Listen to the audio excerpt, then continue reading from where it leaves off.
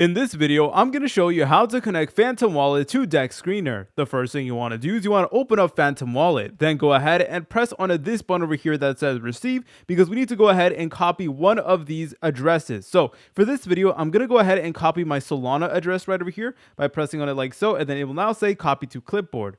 Once we're over here, we're going to be going to the bottom menu and we're going to be selecting on the rightmost icon over here. It's like a compass, and then it is going to bring you to a page that looks like this.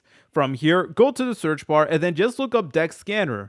Once you're over here, go ahead and go to the top and press on this button over here that says explore. So go ahead and just press on it like so. Then go ahead and select on portfolio.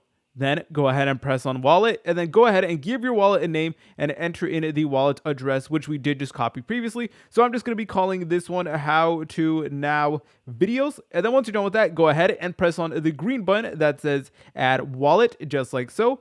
And just like that, you have now connected your Phantom Wallet to Dexscreener. If you guys found this video helpful, make sure to leave a like and subscribe. I'll see you in the next tutorial.